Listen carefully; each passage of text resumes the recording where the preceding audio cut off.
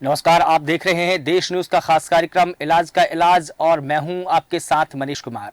भारत की स्वास्थ्य व्यवस्था कई मिथकों से घिरी पड़ी है, जिसे तोड़ना बेहद जरूरी हो गया है। स्थायी मिथक का जिक्र इसलिए भी कर रहा हूं क्योंकि सभी को लगता है कि अस्पतालों में सब कुछ ठीक चल रहा है। सभी को लगता है कि अस्पतालों में मरीजों को सुचारू रूप से इलाज किया जा रहा है, बेहतर स्वास्थ्य सेवाएं मिल रही है। दरअसल यही हमारा मिथक है। लेकिन जब आप अस्पताल व्यवस्था की असली तस्वीर देखेंगे, अस्पताल की माली हालत को देखेंगे, तो आप भी यही कहेंगे कि वाकई अस्पतालों को भी इलाज की दरकार है। अव्यवस्थाओं से भरी एक ऐसी ही तस्वीर उत्तराखंड के ऊधम सिंह नगर से सामने आई है, जहां दिनेशपुर प्राथमिक स्वास्थ्य केंद्र में डॉक्टर वक्त पर हॉस्पिटल नहीं पहुंचते हैं। मरीज घंटों तक डॉक्टरों का इंतजार करते रहते हैं और परेशान होते रहते हैं। डॉक्टरों की ये लापरवाही यहीं पर नहीं थमती है, तासीर तो इससे आगे की है। डॉक्टर स्वास्थ्य केंद्र में आने वाले मरीजों को जो दवाइयां लिखते हैं, वो दरअसल हॉस्पिटल में होती ही नहीं है। मसलन मरीजों को बाहर जाकर मेडिकल से महंगे महंगे दामों में दवाइयां खरीदनी पड़ती है। ऐसे में बड़ा सवाल यह है कि स्वास्थ्य केंद्रों में सरकार द्वारा भेजी गई दवाइयों की खपत कहाँ होती है? सरकार द्वारा भेजी गई दवाइयों को कौन खा जाता है? क्या कोई बिचौलिया है या कोई डॉक्टर है? कौन है जो सरकारी दवाइयां मरीज तक पहुंचने ही नहीं दे रहा है? इस पूरी खबर की पड़ताल के साथ उत्तराखंड से स्टेट हेड भूपेंद्र सिंह पन्नू जी हमारे साथ में जुड़ गए हैं। वो बताएंगे कि मरीजों का हक कौन खा रहा है और डॉक्टर समय पर हॉस्पिटल में क्यों नहीं पहुंच पा रहे हैं। और इसी खबर पर अधिक जानकारी के लिए स्टेट कोऑर्डिनेटर दीपक शर्मा जी हमारे साथ में जुड़ गए हैं। दोनों का बहुत स्वागत करता हूं सर। मैं सबसे पहले यही जानना चाहूंगा कि उत्तराखंड में स्वास्थ्य सेवाएं इतनी बदहाल क्यों हैं? बिल्कुल मनीष, आपको बता दूं कि इस टाइम जो हम दिनेशपुर खड़े हैं प्राथमिक स्वास्थ्य केंद्र में, तो यहाँ अगर व्यवस्थाओं की बात की जाए तो सबसे बड़ी जहाँ ये समस्या आ रही महिलाओं को कि यहाँ महिला डॉक्टर नहीं है। और महिला डॉक्टर ना होने की वजह से यहाँ से लगभग 20 किलोमीटर रुद्रपुर पड़ता है, तो यहाँ से महिला को रुद्रपुर लेके जाना पड़ता है, फिर उसका उपचार हो पाता है। तो कहीं ना कहीं जो स्वास्थ्य विभाग है उसको इसकी तरफ ध्यान देना चाहिए। जो महिला डॉक्टर है वो यहाँ डॉक्टर होना चाहिए, क्योंकि महिलाओं को जो परेशानियों का सामना करना पड़ता है, कई बार स्थिति ऐसी हो जाती है मनीष के स्थिति गंभीर हो जाती है जी। तो यहाँ सबसे बड़ी बात है, यहाँ प्राइवेट हॉस्पिटल जो है वो भी दूर दूर है, गदरपुर है। यहाँ आसपास में कोई ऐसा अच्छा प्राइवेट हॉस्पिटल भी नहीं है कि जहाँ मरीज को जहाँ लेके जाया जा सके। तो यहाँ से जो सीधा रेफर किया जाता है वो रुद्रपुर के लिए रेफर किया जाता है। तो यहाँ कहीं ना कहीं जो है महिला जो डॉक्टर है वो यहाँ की प्राथमिकता है कि यहाँ महिला डॉक्टर होनी चाहिए जी मनीष। लेकिन महिला डॉक्टर नहीं है हॉस्पिटल में, तो महिलाओं का इलाज वहां पर कौन करता है भूपेंद्र जी? मनीष, महिलाओं का इलाज यहाँ जो नर्सेज हैं वही यहाँ पे इलाज करती हैं, वही प्रसव करती हैं। तो कई बार हमने उनसे जानकारी ली तो उन्होंने बताया कि कई बार जब सिचुएशन जब डिफिकल्ट हो जाती है तो यहाँ से सीधा उनको रुद्रपुर भेजा जाता है। उनकी जान को खतरा ही बना रहता है। तो स्वास्थ्य विभाग को चाहिए कि यहाँ पर जो महिला डॉक्टर का जो है यहाँ पे व्यवस्था करनी चाहिए जी मनीष। जी बिल्कुल, लेकिन एक मसला यहाँ का ये भी है कि जो डॉक्टर हैं वो हॉस्पिटल में वक्त पर नहीं पहुँचते हैं और जो मरीज इस हॉस्पिटल में आते हैं वो घंटों तक इंतजार करते रहते हैं और परेशान होते रहते हैं। बिल्कुल मनीष, आपको बता दूं कि जो यहाँ पे जो डॉक्टर अभी हैं उनको भी चाहिए कि जो ये मरीज उनका वेट करते हैं तो समय से पहुंच के मरीजों को देखें, ताकि जो मरीज परेशान को सामना न करना। तो बताओ सबसे बड़ी बात मनीष ये क्या होती है कि जो सरकारी अस्पताल है, इस अस्पताल की तरफ जो गरीब तबके के लोग हैं वही रुख करते हैं, क्योंकि जो अमीर लोग हैं वो तो बड़े बड़े हॉस्पिटल में इलाज करा सकते हैं, लेकिन जो गरीब तबके का जो मरीज है वो सीधा सरकारी अस्पताल की तरफ ही रुख करता है। और अगर सरकारी अस्पताल में पहुंचता है, अगर उसको परेशानियों का सामना करना पड़ता है तो उसके लिए बहुत ज्यादा निराशा हो जाती है जी मनीष। जी बिल्कुल, लेकिन देखना यह भी है कि जो गरीब तबका है वो बड़े पैमाने पर सरकारी हॉस्पिटलों का रुख करते हैं, क्योंकि उनके पास में भारी भरकम पैसा नहीं होता है, क्योंकि उनके पास में संसाधन नहीं होते हैं। अगर सरकारी हॉस्पिटलों में ही उनको ऐसी व्यवस्था नहीं मिलेगी, स्वास्थ्य सेवा नहीं मिलेगी, तो वो आकर कहाँ जाएंगे? क्या प्रशासन और शासन की ये जिम्मेदारी नहीं है कि सबसे पहले जो सरकारी हॉस्पिटल की माली हालत है उसको सुधारा जाए, जो यहाँ की सेवाएं हैं उनको दुरुस्त किया जाए? सर बिल्कुल मनीष, जो स्वास्थ्य मंत्री धन सिंह रावत जी, हमने कई बार उनसे भी हमने कई बार जब मुद्दे उठाए हैं तो कई बार उन्होंने संज्ञान में लिया भी है। तो हम कोशिश करेंगे कि जो ये मुद्दा है, यहाँ का जो मुद्दा है वो भी हम उनके संज्ञान में डालें, ताकि जो यहाँ पर जो सुख सुविधाएं होनी चाहिए, जो गरीब तबके के लोगों को सुख सुविधाएं मिलनी चाहिए, वो यहाँ प्रॉपर तरीके से हो सके जी मनीष। जी बिल्कुल ठीक है। हमारे साथ में दीपक शर्मा जी जो कि हमारे स्टेट कोऑर्डिनेटर हैं वो भी जुड़े हुए हैं। दीपक जी, आपसे भी यही जानना चाहूंगा कि जब सरकारी अस्पताल की माली हालत ठीक नहीं होगी तो आम जन कहाँ जाएंगे? जो गरीब तबके का लोग है वो आखिर कहाँ जाएगा? क्योंकि उसके पास तो इतने पैसे होते नहीं हैं कि वो प्राइवेट हॉस्पिटलों में इतना महंगा इलाज करवा पाए। दीपक जी। बिल्कुल मनीष जी, मैं आपको बताना चाहूंगा, उत्तराखंड के जब कुछ अस्पताल है वो अपने बदहाली के आंसू रो रहे हैं। मुझे लगता है उनका इलाज सरकार को करना चाहिए। बात करें जो कमजोर वर्ग के लोग होते हैं, जो गरीब असहाय लोग होते हैं, वो इस अस्पताल का रुख करते हैं। जब वो लोग यहाँ पहुंचते हैं तो उन्हें सिर्फ उनके हाथ खाली होते हैं, न समय पर उनका इलाज होता है, न दवाइयाँ होती हैं। बात करें दवाइयों की, जो दवाइयाँ होती हैं वो बाहर मेडिकल सेंटर पर भेज दी जाती है, और जो गोली 2 रुपए की होती है वो सीधे 20 रुपए की मिलती है। तो जो गरीब तबका होता है, असहाय लोग होते हैं, वो अपनी जान बचाने के लिए जो सरकारी अस्पताल है इसो रुख करते हैं, मगर उन्हें उनके हाथ निराशा लगती है। बात करें सरकार की, तो सरकार जो एक दावा करती है कि हम राज्य स्वास्थ्य जो हमारा विभाग है बहुत बढ़िया उत्तराखंड में सेवाएं दे रहा है, तो कहीं ना कहीं जो अधिकारी हैं वो अधिकारी जो सरकार की छवि को खराब करने का काम कर रहे हैं। बात करें दवाइयों की, तो जो दवाइयां हैं, जो पर्चा डॉक्टर होता है, डॉक्टर साफ तौर पर दवाइयों को बाहर के लिए लिख देता है, तो जो प्राइवेट अस्पताल है उनकी चांदी होती नजर आ रही है।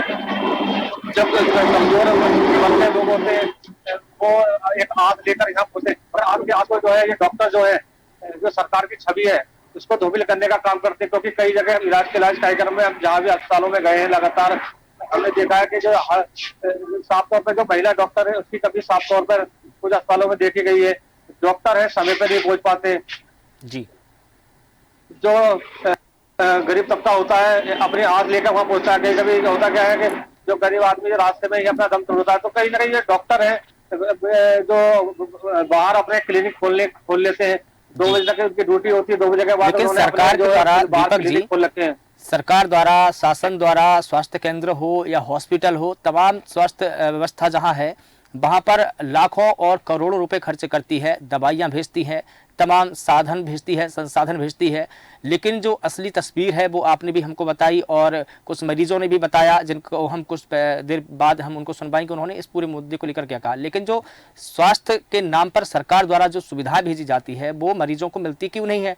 क्योंकि स्वास्थ्य केंद्र में अभी आपने ही जिक्र किया है कि जो दवाइयाँ डॉक्टर लिखते हैं वो स्वास्थ्य केंद्र में होती नहीं है और महंगे दामों पर मेडिकल की दुकान से मरीजों को लेनी पड़ती है। तो वो दवाइयाँ सरकार द्वारा भेजी जाती है वो कहाँ चली जाती है?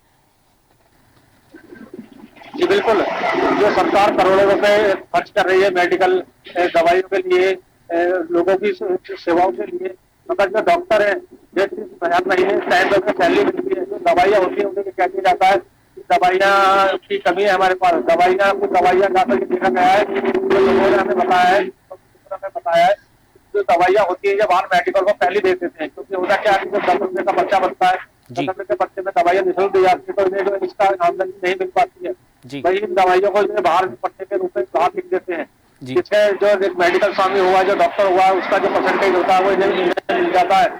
बात करें प्रैक्टिस की, तो 2 बजे के बाद में जो अस्पताल होते हैं, अस्पताल इन्होंने बाहर खोल रखे हैं, उनसे ये कह दिया जाता है कि आप जो है 2 बजे के बाद जो हमारे प्राइवेट निजी अस्पताल है उसमें रुक करिए, तो वहाँ ये पैसे लेने के बाद मुआंगे दम पर जो है लोगों के जेब को डाका डालने का काम करते हैं। चलिए ठीक है दीपक जी।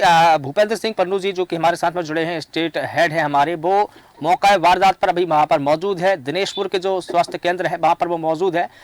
भूपेंद्र जी, मैं आपसे जानना चाहूँगा और आपसे अनुरोध भी करूँगा कि जो तस्वीर है वहाँ की स्वास्थ्य व्यवस्था की हो चाहे स्वच्छता व्यवस्था की हो, जिस प्रकार की भी अव्यवस्था वहाँ पर फैली हुई है वो तस्वीर दर्शकों को बताएं और आप ये भी बताएं कि वहाँ पर अभी कितने मरीज पहुँचे हैं, उन मरीजों को क्या क्या सुविधाएं दी जा रही है, डॉक्टर समय पर पहुँचे हैं या नहीं पहुँचे हैं। बिल्कुल, आपको बता दूं मनीष कि यहाँ जो है स्टाफ की बहुत ज्यादा कमी है, क्योंकि डॉक्टर एक हैं और मरीज यहाँ पे आपको दिखा दूं, मतलब मरीज यहाँ पे आप देख सकते हैं कि मरीज जो है बहुत ज्यादा मरीज है, लेकिन जो डॉक्टर है यहाँ पे एक ही डॉक्टर तैनात है और जो मरीज है मरीजों की संख्या काफी है और जो डॉक्टर साहब एक ही है, वो क्योंकि इनको काफी परेशानियों का सामना करना है। यहाँ पे जो स्टाफ है, स्टाफ प्रॉपर तरीके से होना चाहिए, जो डॉक्टर है यहाँ पे MBBS डॉक्टर की तैनाती होनी चाहिए, ताकि जो मरीज है उनको जो है बाहर का रुख ना करना पड़े, यही उनको जो है सारी फैसिलिटी यही मिल जाए, क्योंकि गरीब तबके का यहाँ मरीज आता है तो गरीब तबके के मरीज को जो है जो सरकार की सुविधाएं हैं उनका प्रॉपर लाभ मिल सके, पूर्ण तरीके से लाभ मिल सके। तो इसके लिए स्वास्थ्य विभाग को यहाँ पर जो है सचेत होना चाहिए और यहाँ पे जो है पूर्ण तरीके से जो नियुक्ति है, चाहे वो सफाई कर्मी की है, चाहे वो डॉक्टर की है, वो पूरी करनी चाहिए। जी मनीष। लेकिन अभी जैसे कि आपने भी तस्वीर दिखाई और हम तस्वीरों में भी देख पा रहे हैं कि बड़ी संख्या में वहाँ पर मरीज मौजूद है। अस्पताल में सिर्फ एक ही डॉक्टर है। एक डॉक्टर इतने मरीजों का इलाज कैसे करेंगे? बड़ा सवाल यह है कि देखिए, भारत में जिस प्रकार से डॉक्टरों की तैनाती होनी चाहिए, एक अस्पताल में जिस प्रकार से डॉक्टरों की तैनाती होनी चाहिए, WHO तो ये कहते हैं कि 1000 डॉक्टरों पर एक मरीज है, ये रिपोर्ट है भारत की, जबकि होने चाहिए 100 लोगों पर एक डॉक्टर की तैनाती होनी चाहिए, ताकि जो स्वास्थ्य का है और इलाज जो है मरीजों को बेहतर रूप से मिल पाए। लेकिन अभी 1000 लोगों पर भी एक डॉक्टर नहीं मिल पा रहा है। ऐसे में लोग कैसे अस्पतालों पर भरोसा करें, कैसे अस्पतालों में जाएं, कैसे ठीक होएं? बिल्कुल मनीष, कहीं ना कहीं जो है स्वास्थ्य विभाग को इसकी तरफ ध्यान देना चाहिए, ताकि जो यहाँ पे मरीज आते हैं, गरीब तबके के लोग आते हैं, उनको परेशानियां ना करना सामना करना पड़े। और सबसे बड़ा सवाल यही है कि यहाँ जो है स्टाफ की जो कमी है उसको पूरा किया जाना चाहिए और यहाँ पे जो एक MBBS डॉक्टर की तैनाती होनी चाहिए, एक गायनी डॉक्टर की तैनाती होनी चाहिए, ताकि जो बड़ी संख्या में मरीज यहाँ पे आते हैं उनको परेशानियों का सामना ना करना पड़े। जी मनीष। जी बिल्कुल ठीक है। हमारे साथ में डॉक्टर राजेश जी जुड़ गए हैं, जो कि ACMO है रुद्रपुर से। सर, आपका भी बहुत स्वागत करता हूं देश न्यूज में। लेकिन आपसे भी यही जानना चाहूंगा कि जब इतने बड़े पैमाने पर हॉस्पिटलों में मरीज रुख करते हैं और उनको अगर स्वास्थ्य ठीक से नहीं मिले, तो ऐसे में जो सरकार की मंशा है उस पर तो पानी फिर जाएगा। आखिर कब हमारी व्यवस्था सुधरेगी? डॉक्टर राजेश जी। हाँ, नमस्कार सर, नमस्कार। ये वर्तमान में डॉक्टर प्रदीप पांडे जी हमारे अस्पताल में तैनात हैं और वो अपने स्तर से दिनेशपुर की जो जनता है उनको स्वास्थ्य सेवाएं प्रदान कर रहे हैं। साथ ही साथ प्रसव संबंधी सेवाओं के लिए वहाँ स्टाफ नर्स की तैनाती है। उनके द्वारा जो गर्भवती माताएं हैं उनका स्वास्थ्य परीक्षण होता है और जो प्रसूता संबंधी सेवाएं हैं वो दी जाती है। और वहाँ चंदन की लैब भी है सर। सर जी। लेकिन जो हमारी चंदन की लैब है उसके द्वारा निःशुल्क सेवाएं भी दी जाती है। तो गर्भवती माताओं को जांच संबंधी या प्रसव संबंधी या आम जनमानस को जो स्वास्थ्य संबंधी सेवाएं हैं, लेकिन सर बड़ा सवाल यह है कि क्या सिर्फ स्टाफ नर्सों के कंधों पर ही ये जिम्मेदारी डाल देना उचित है? क्योंकि स्टाफ नर्स कितना जानती है, कितना इलाज करेंगी? एक गायनिक डॉक्टर है जो पूरी नब्ज को जानते हैं, प्रसूता है जो गर्भवती महिला है उनको कैसे खान पान करना है, कैसे ग्रोथ हो बच्चों की, कैसे उनका बेहतर इलाज हो, ये तमाम चीज़ें तो जो गायनिक डॉक्टर है वो ही बता पाएंगी। लेकिन नर्स कब तक नर्सों के भरोसे हम ऐसे अस्पतालों की जिम्मेदारी डालते रहेंगे? आपका कहना बिल्कुल वाजिब है, सही है। और इस संबंध में प्रयास किए जा रहे हैं कि महिला चिकित्सा अधिकारी की शीघ्र तैनाती हमारे जो दिनेशपुर के अस्पताल है उसमें हो। और इस संबंध में मुख्य चिकित्सा अधिकारी महोदय की स्तर से भी प्रयास किया जा रहा है और शीघ्र ही जैसे हमें महिला चिकित्सा अधिकारी मिलेगी उनकी तैनाती। वहाँ पर सवाल ये भी है सर कि वहाँ पर ऐसी खबरें भी आई है कि सिर्फ एक ही डॉक्टर है, ना तो वहाँ पर MD डॉक्टर है, ना वहाँ पर MBBS डॉक्टर है। ऐसे डॉक्टर है जो कि ड्यूटी डॉक्टर है, अगर उन्हीं डॉक्टरों पर को हम शासकीय अस्पताल में लेकर जाएं तो उनको सिर्फ हम ड्यूटी डॉक्टर के तौर पर ही जानेंगे, स्पेशलिस्ट के तौर पर नहीं जानेंगे। तो क्या ये प्रशासन की जिम्मेदारी नहीं है? क्या ये CMHO विभाग की जिम्मेदारी नहीं है कि वो एक ऐसे अनुभवी डॉक्टर की तैनाती वहाँ करें जो मरीजों को बेहतर इलाज दे पाए? क्योंकि अभी तो हमको ये भी सुनने में आया है कि वहाँ पर जो डॉक्टर है समय पर ही नहीं पहुँच पा रहे हैं, घंटों तक मरीजों को इंतजार करना पड़ता है। ऐसे में कैसे हम इस व्यवस्था को सुधारेंगे? इस संबंध में मैं अनुरोध करना चाहूंगा क्योंकि वहाँ पर विशेषज्ञ का पद सृजित नहीं है, तो विशेषज्ञ चिकित्सकों की तैनाती तो थोड़ा सा असंभव है अभी, इतना इस पर कहना उचित नहीं है। हाँ, ये जो आपने दूसरा बिंदु मेरे संज्ञान में लाया कि चिकित्सा अधिकारी समय से उपस्थित नहीं होते हैं, समय से बैठते नहीं है, मरीजों का उपचार ठीक से नहीं करते हैं, तो यहाँ पर मैं अवश्य निश्चित तौर पर आपको आश्वासन देता हूँ कि मैं इसको ध्यान करूंगा और समय समय पर औचक निरीक्षण करूंगा। और जो भी कमी बेसी, हालांकि बीच में मैं आया भी था तो डॉक्टर साहब मरीजों का उपचार कर रहे थे, लेकिन अगर इसके बीच अगर कुछ ऐसी स्थिति उत्पन्न हुई है तो इसका भी निराकरण किया। जहां तक मुझे ठीक ठाक से याद है सर कि एक बार डॉक्टर धन सिंह रावत जी जो है स्वास्थ्य मंत्री है, उन्होंने भी बयान दिया था कि पहाड़ों में अब डॉक्टरों की कमी नहीं होगी, हर स्वास्थ्य केंद्रों में अनुभवी डॉक्टरों को तैनात किया जाएगा। और जहां तक मुझे याद है कि उन्होंने भी ये आश्वासन दिया है, उन्होंने भी कई जगहों का दौरा किया, नैनीताल में उनका दौरा हुआ, वहां भी गए, उन्होंने भी वहां भी बयान दिया। बयान के बावजूद भी, आश्वासन के बावजूद भी डॉक्टरों की तैनाती नहीं है। ये बयान लगभग 2 से 3 महीने पहले दिया गया था। उन्होंने आश्वासन दिया था कि पहाड़ों में अब डॉक्टरों की कमी नहीं होगी। स्वास्थ्य मंत्री के कहने के बावजूद भी, स्वास्थ्य सचिव के कहने के बावजूद भी अगर डॉक्टरों की तैनाती नहीं हो रही है या अस्पतालों में जो प्रबंधन है उसको सही तरीके से सुचारू रूप से नहीं चलाया जा रहा है, तो ये बड़ा प्रश्न खड़ा करता है कि उनके दावों का क्या, उनके वादों का क्या, सरकारी योजनाओं का क्या। सर मैं इस संबंध में कहना चाहूंगा कि माननीय स्वास्थ्य मंत्री जी के ऐसे प्रयासों से अभी एनएमओ की तैनाती हुई है और अति शीघ्र, अभी कुछ दिन पहले ही स्टाफ नर्सों के नियुक्ति पत्र भी जो है वितरित किए गए। ऊधम सिंह नगर को भी पर्याप्त मात्रा में स्टाफ नर्सें मिली है जो विभिन्न चिकित्सालयों में उनकी तैनाती की। और अभी हमारे जो स्टेट हेड है भूपेंद्र सिंह पन्नू जी, वो अभी जो दिनेशपुर के जो स्वास्थ्य केंद्र है वहां पर मौजूद है, लाइव तस्वीरें हमको दिखा रहे हैं। इससे पहले उन्होंने हमको बताया कि यहाँ पर डॉक्टर समय पर नहीं पहुंच पा रहे हैं, स्वच्छता का तो बिल्कुल अभाव है, स्वच्छता बिल्कुल नदारद दिखी गई। जिस प्रकार से प्रधानमंत्री नरेंद्र मोदी स्वच्छता अभियान चला रहे हैं तमाम जगहों पर ताकि नागरिकों को बेहतर माहौल मिल पाए, स्वच्छता की बात तो दूर, वहां पर तो किसी प्रकार की सुविधा नहीं है। हमारे स्टेट हेड ने यह भी बताया कि वहां पर जो सरकार द्वारा दवाइयां भेजी जाती है वो दवाइयां वहां पर मिलती ही नहीं है। मरीजों को जो दवाइयां हैं वो मेडिकलों से खरीदनी पड़ती है। क्यों सर, वो दवाइयां कहाँ खपत होती है? सरकार द्वारा तो करोड़ों रुपए खर्च किए जा रहे हैं। जो ऐसी कोई सर मेरी जानकारी में बात नहीं है कि वहाँ दवाइयों का अभाव है, और अगर दवाइयों का अभाव था भी तो डॉक्टर साहब को हमें सूचित करना चाहिए या हमारी सीएमएसडी से उन्हें दवा उपलब्ध कर लेनी चाहिए। तो आप ये मानते हैं कि डॉक्टर की लापरवाही है सर? आप ये मानते हैं कि डॉक्टर की लापरवाही है? इस चीज के साथ बिल्कुल खड़े नहीं है कि वहाँ के तैनात चिकित्सा अधिकारी हैं वो बाहर की दवाएं लिखे या मरीजों को बाहर की दवाई खरीदने के लिए बाध्य करें। हमारे स्टेट हेड भूपेंद्र पन्नू जी हमारे साथ जुड़े हैं, वो बता रहे हैं, लाइव तस्वीरें बता रहे हैं। भूपेंद्र पन्नू जी, आपके पास में आना चाहूंगा। डॉक्टर सर इस बात को बिल्कुल नकार रहे हैं, बताइए क्या है सच्चाई वहाँ की? बिल्कुल, देखिए बात करूं तो यहाँ पे सबसे बड़ी बात है, यहाँ जो हॉस्पिटल है इसका एरिया क्षेत्र काफी बड़ा है, तो इसका जो उच्चीकरण है वो भी बहुत जरूरी होना चाहिए। और रही दवाइयों की बात, तो कई मरीजों का कहना है कि जो दवाइयां हैं कई बार बाहर से लेनी पड़ती हैं, तो कहीं ना कहीं स्वास्थ्य विभाग को इसकी तरफ भी ध्यान देना चाहिए। जी, हमारे पास तो जो मरीज है उन्होंने ही बयान दिया है, कैमरे के सामने आकर उन्होंने ये भी कहा है कि हमको दवाइयां नहीं मिल पा रही है। वो बाइट भी दिया सर, मैं सुनवाऊंगा आपको भी, जरा आपसे चर्चा कर लूँ और बात पूरी कर लूँ, मैं उन बाइट को भी सुनवाऊंगा। आप भी सुनिएगा कि मरीज आकर क्या कह रहे हैं। मैं दीपक शर्मा जी आपके पास में आना चाहूंगा। जिस प्रकार से डॉक्टर साहब ने दावा किया कि वहाँ पर इस प्रकार की बात है, तो डॉक्टर को भी बातें हमको बतानी चाहिए, लिखना चाहिए कि वहाँ पर दवाइयों का अभाव है। क्या कहेंगे आप दीपक शर्मा जी?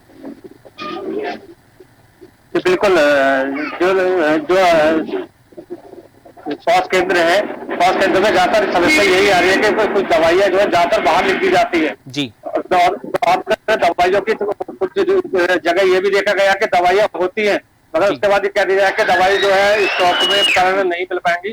तो कई जगह जो इलाज का कार्यक्रम है, कई जगह हमने जो लगातार अस्पतालों में गए, बात करें उधम सिंह नगर की, तो उधम सिंह नगर में कई बार ज्यादा डॉक्टर यही कोशिश करते हैं मरीजों के साथ में कि जो दवाइयां हमारे यहाँ पर नहीं है, आप मेडिकल से लीजिए। तो कहीं ना कहीं स्वास्थ्य विभाग की इसमें लापरवाही है। डॉक्टरों को इस और जो है जो उनके उच्च अधिकारी है उन्हें देखना चाहिए कि डॉक्टर अपनी मनचाही न करके जो है वो एक अपना इलाज कराने आते हैं, बड़े स्वास्थ्य नहीं इलाज कराने के लिए डॉक्टरों को की जो उनकी मनमानी है, जो अधिकारी है उन्हें देखना चाहिए कि मरीजों के साथ। जी बिल्कुल ठीक है दीपक शर्मा जी, ठीक है दीपक शर्मा जी। डॉक्टर साहब, जैसा कि हमारे जो स्टेट कोऑर्डिनेटर है दीपक शर्मा जी, उन्होंने भी बताया कि दवाइयां तो होती है लेकिन मरीजों को दी ही नहीं जाती है। हमारे साथ में लाइव जुड़े हैं दिनेशपुर स्वास्थ्य केंद्र से हमारे स्टेट हेड भूपेंद्र पन्नू जी। उन्होंने भी इस बात को स्वीकार किया है कि वाकई वहाँ पर जो मरीज जाते हैं उनको बेहतर तरीके से ट्रीट नहीं किया जाता है, बल्कि उनको जो दवाइयां दी जानी चाहिए थी उनको महंगे दामों में मेडिकल से खरीदनी पड़ती है। ये तो बड़ा सवाल है सर, क्योंकि वहां पर सरकार लाखों रुपए करोड़ों रुपए खपत करती है, करोड़ों रुपए की दवाइयां भेजती है, इसके बावजूद भी अगर मरीजों को वो दवाइयां ना मिले तो मरीज कहाँ जाएंगे? डॉक्टर साहब हाँ, जो आपने अभी इस संबंध में हमको बताया, जी तो मैं निश्चित तौर पे डॉक्टर साहब से बात करूंगा कि यदि चिकित्सालय में दवाइयां हैं जी। और दवाइयां होने के बाद भी हमारी जनता को उसका लाभ नहीं मिल रहा है, जनता तक वो नहीं पहुंच पा रही है, तो ये चिंता का विषय है। मैं इनको कहूंगा कि इस संबंध में वो नियमित तौर पर जो उनका फार्मासिस्ट स्टोर है उसका निरीक्षण करें, साथ ही साथ फार्मासिस्ट को भी ये समय रहते निर्देशित करें कि यदि कोई दवाइयां खत्म हो गई है तो उसकी डिमांड करें और सीएमएसडी से लेना सुनिश्चित करें। लेकिन ये कतई बर्दाश्त नहीं होगा कि किसी भी दशा में जो हमारी जनता है, दिनेशपुर की जनता है, उसको बाहर से दवाइयां खरीदने के लिए बाध्य किया जाए। ये सर कतई बर्दाश्त नहीं होगा। इस संबंध में निश्चित तौर पर प्रभावी कदम मेरे द्वारा उठाए जाए। जी बिल्कुल सर, एक आखिरी सवाल आपसे जानना चाहूंगा, क्या आप शासन को या जिला स्वास्थ्य अधिकारी को पत्र लिखकर ये डिमांड करेंगे कि जो दिनेशपुर स्वास्थ्य केंद्र है वहां पर एक गायनिक की तैनाती हो, चूंकि जो महिला मरीज आती है, जो प्रसूताएं आती है, गर्भवती माता बहनें आती है, उनको बेहतर इलाज मिल सके। स्टाफ नर्सों के कंधों पर हम कितनी जिम्मेदारी डालेंगे और कब तक उनके भरोसे बैठे रहेंगे? क्या आप इसके लिए डिमांड करेंगे? और दूसरा सवाल आपसे ये भी जानना चाहूँगा कि जो वहाँ पर अव्यवस्था हो रही है, इसके लिए भी आप क्या जो स्थानीय अधिकारी है हमारे और मुख्य चिकित्सा स्वास्थ्य अधिकारी है उनसे मांग करेंगे? बिल्कुल बिल्कुल, जो आपने मेरे संज्ञान में लाया, एक तो वहाँ पर जो महिला चिकित्सा अधिकारी है उसकी तैनाती के संबंध में मैं अनुरोध करूंगा, और दूसरा जो अव्यवस्था अगर किसी प्रकार की है तो चूंकि जो गदरपुर है ये दिनेशपुर जो है गदरपुर के अधीन आता है, तो वहाँ के चिकित्सा अधीक्षक से भी मैं उनको निर्देशित करूंगा कि समय समय पर और मैं तो सर आपसे ये भी अनुरोध करूंगा कि अभी जो कुछ मरीजों ने हमारे तक बात पहुंचाई है, कुछ बाइट दी है, वो बाइट भी आपको सुनवाना चाहूंगा। मैं अनुरोध करूंगा कि वो बाइट सुनवाई जाए, डॉक्टर साहब को पता भी चले कि वाकई है वहाँ पर अव्यवस्थाएं। डॉक्टर साहब की गलती है ना, हम आके वेट कर रहे हैं आधे घंटे से। कितना टाइम होगा आपको यहाँ पे? आधा घंटा हो गया और अभी तक डॉक्टर साहब आए नहीं? बुखार भी है, सर में बहुत दर्द हो रहा है ना, जब तक दवाई नहीं लूँगी सर की दर्द, पूरा शरीर में दर्द होता है ना, मुझे बुखार होती है, दवाई लूँगी तब दर्द ठीक होगी। क्या देख रहे हैं, जब तक नहीं आएंगे तो बहुत क्या करें। इससे परेशानी कैसे आ रही है आपको? परेशानी तो सर कोई है भी नहीं भी है, मान लो टाइम बर्बाद होता है और क्या। दवाई की बात की जाए, दवाई मिलती है यहाँ पे? हाँ, दवाई तो मिलती है सर। तो डॉक्टर साहब, ये जो दो बाइट थी, दो वक्तव्य थे जो हमने आपको सुन पाए, आपको भी अंदाजा लग गया होगा कि वाकई वहां पर मरीज परेशान होते हैं, डॉक्टर हीला हवाली करते हैं, लेट लतीफी करते हैं, और यही कारण है कि वहां पर मरीज परेशान होते रहते हैं। एक महिला ने भी बताया कि अभी डॉक्टर आए नहीं हैं, इंतजार कर रहे हैं, और दूसरी बाइट में भी हमने सुना। तो मैं बस आपसे यही अनुरोध करूंगा कि जिस प्रकार से शासन और प्रशासन वहां पर स्वास्थ्य सुविधाओं के लिए करोड़ों रुपए खर्च कर रही है, कम से कम जनता तक पहुंचे, आम जन तक पहुंचे, और मरीज ये बिल्कुल आश्वस्त हो जाए कि वाकई हमको इलाज ठीक से मिल रहा है। फिलहाल हमारे साथ में जुड़ने के लिए, बात करने के लिए, तमाम जानकारी के लिए आप तीनों को बहुत शुक्रिया, चूंकि मेरे पास में समय का अभाव है और इस बहस को मुझे यही रोकना पड़ेगा। तो हमने देखा कि उत्तराखंड के दिनेशपुर स्वास्थ्य केंद्र में किस प्रकार से डॉक्टरों की बड़ी लापरवाही सामने आई। डॉक्टर मरीजों को घंटों इंतजार करवाते हैं, समय पर नहीं पहुंचते हैं, उसके चलते मरीजों को घंटों इंतजार करना पड़ता है। स्वास्थ्य केंद्र में आने वाले मरीजों को जो दवाइयां लिखी जाती है वो हॉस्पिटल में दरअसल होती नहीं है। मसलन मरीजों को बाहर से जाकर मेडिकलों से महंगे दामों में दवाइयां खरीदनी पड़ती है। ये जो तमाम प्रकार की बातें हैं, तमाम प्रकार के सवाल है, वो प्रशासन पर खड़े हो रहे हैं कि जब स्वास्थ्य केंद्रों में सरकार द्वारा भेजी गई लाखों रुपए की दवाइयाँ जब भेजी जा रही है तो उसकी खपत कहाँ हो रही है, सरकार द्वारा भेजी गई दवाइयों को कौन खा जाता है, ये बड़ा सवाल है। हालांकि डॉक्टर साहब हमारे साथ में जुड़े, उन्होंने आश्वासन दिया है कि मैं इन तमाम अवस्थाओं को लेकर सरकार को पत्र लिखूंगा और हमारे जो मुखिया है उनको पत्र लिखूंगा और जनता को बेहतर इलाज मिले, इसके लिए हम पूरी कोशिश करेंगे। फिलहाल हमारे इस खास कार्यक्रम इलाज के इलाज में इतना ही। मुझे दीजिए इजाजत और आप लगातार बने रहिए देश न्यूज़ के साथ। नमस्कार।